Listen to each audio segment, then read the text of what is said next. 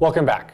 So we're talking about the singular value decomposition, and for the next couple of video lectures, I'm going to walk you through how you can use this SVD to compute the least squares solution to a linear system of equations, which essentially gives you a linear regression model. Okay? And so the first example I'm going to walk you through is really, really simple. It's kind of the toy system to illustrate the idea, and then we're going to work on real data.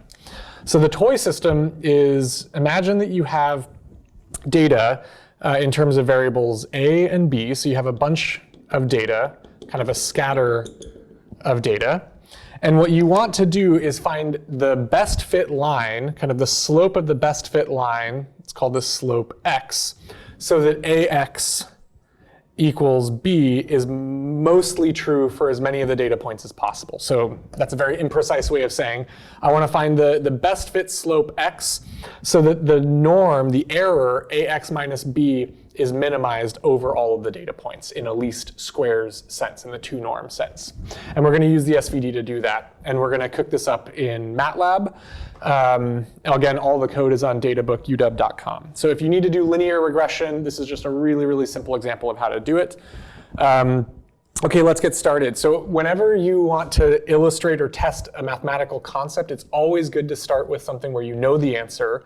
Make sure the math works before you apply it to your problem. Okay, this is always true. We do this in research and in teaching. Okay, so I'm going to cook up a system where I actually know the slope of the system is x equals 3. I'm going to create a large set of A values in an interval and a large set of B values that are A times x with some noise. I'm going to add some noise to it. So A is going to be a set of values. It's going to be a vector of values. In fact, I'm going to have my A be evenly spaced in the interval -2 to 2. You could make this kind of randomly sampled uniformly in that interval. I just wanted to make this easy. And then what we're going to do is for each of those A points, we're going to say B equals A times 3, A times x, and I'm going to add a little bit of noise in the B direction. I'm going to say that this is my kind of input variable, and B might be the thing that I'm measuring that has some noise on it, something like that. So B equals A times x plus rand n size of A. Okay, and rand n size of A, what that does is that creates a vector whose elements are normally distributed random numbers. So it's a vector of random numbers, the same size as A. And I'm multiplying it by 1 to say that the noise has magnitude 1. I could make this 0.1 or 10 to make the noise smaller or bigger. Okay. And I think now what I'm going to do is I'm going to plot A by x times A. In K, this is my true sloped line, my true slope 3 line. This is kind of the true line. Then what I'm going to do is I'm going to plot A versus the actual noisy B, A versus B, and I'm going to do a scatter plot. And if you're confused about why I'm using a black line and red x's and they're not going to look black or red on this screen, it's because I've hard inverted the colors on my laptop so it has a black background. So if you plotted this, you would actually see black lines on a white background and red x's. Okay, good. And I probably want these to be that large also. Okay, good. So this is the true line and the true data. And if you plot it here, you can see you have the white line is what actually generated the data, and the blue lines are these noisy these noisy measurements of B. Okay, good. And now what we're going to do is we're going to compute from this data. Let's say we know that there is an x that generated this data, but let's say that all you have are the pairs A and B, A and B, A and B. Okay, so vectors of A and the corresponding B's. How would you solve for the best fit x given that data? That's what we're going to do now. And so there's a lot of ways of doing this. In fact, there's kind of 3 ways of doing this. I'm actually going to switch to the version of this where it's kind of already fleshed out to walk you through it. Okay, so the first thing we're going to do, and I walked through this in the kind of math counterpart of this lecture.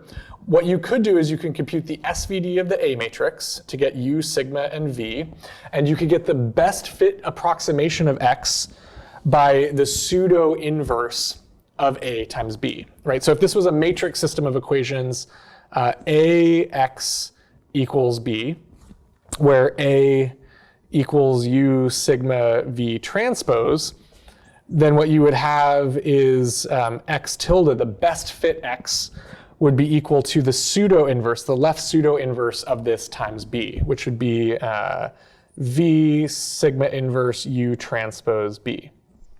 So that's the best fit pseudo inverse. Sorry that the B got chopped off here, but it's V times sigma inverse times U transpose times B. That's the pseudo inverse. And this would generalize even if I had lots of input factors, if A was a vector of inputs, kind of in this matrix A, that we were trying to build a linear regression model on. Okay, so even if B was a function of multiple factors A, and we could write it as this matrix system, this SVD formulation would still work, and it's still given by this. Okay, so that's what we're going to plot here. So we've plotted the data, we plotted the true line, and now we're going to plot the SVD approximation, the least squares fit for the slope x in this code here. Okay, so let's do that right now. Good. So what we have, again, this is kind of a zoomed view. We have all of these blue x's. That's our noisy data. We have, I guess, the true line in white is what actually generated the data. And our least squares regression, our best fit regression, is this yellow dashed line. So it actually looks really good. You can tell that it's not perfect. If I increase the amount of data, if I had a lot more data, this would get a lot better. In fact, why don't we do that right now? If I, instead of having, I guess here I have about 16 or 17 points. If I increase that by a factor of 2.5, so I have a lot more points, I think my best fit line is going to be a lot better, which is what we find. So if you have more points, your best fit line is going to be better. If I decrease the noise, if I had better measurements, my best fit line would also get better. So I'm decreasing the variance here. So now it's a really, really good fit. Now I'm being a little casual here. I'm actually adding Gaussian white noise to B, the output. In reality, you would be measuring A's with noise, and you'd be trying to predict what B is by multiplying your A's times X.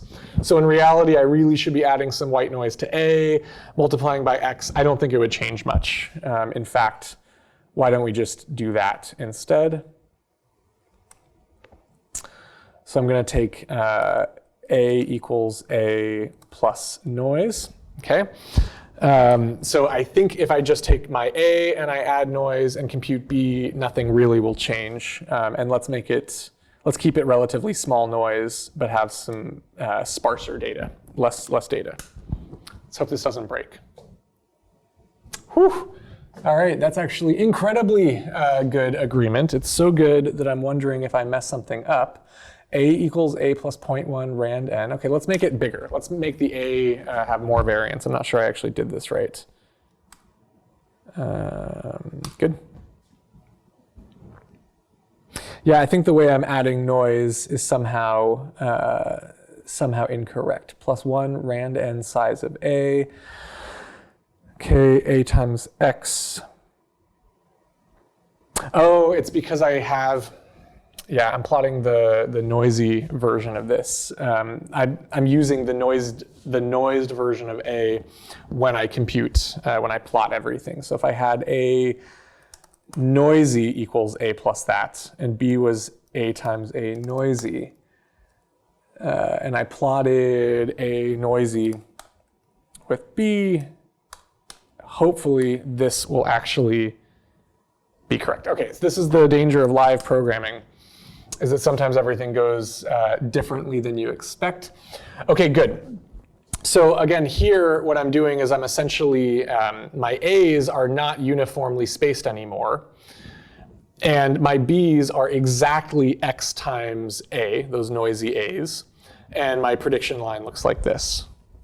Now, I guess what I would really do in reality is I would add noise to both B and A. I think this is maybe more realistic. And now I can probably bring this down a little bit. Okay, good. So let's walk through what we have here. We have I have a really small 0.1 size noise. You can see that these x's do in fact jitter around a little bit. And so there's noise in the A measurement, there's noise in the B measurement. This is what I'm using to train my model X, are these noisy A's and noisy B's. And you can tell that if I have small enough noise or enough data, I actually get a very, very good fit using the pseudo inverse. Okay? And if I make it a little bit bigger again, you'll see this kind of exaggerated, case. Good. Okay, so the point is you have data of your system. You measure A and B for a bunch of points, and you want to build a best fit linear model for the slope of the line that relates those variables. In general, A and B are both going to have noise added on top of them, so you're going to get something that looks like this.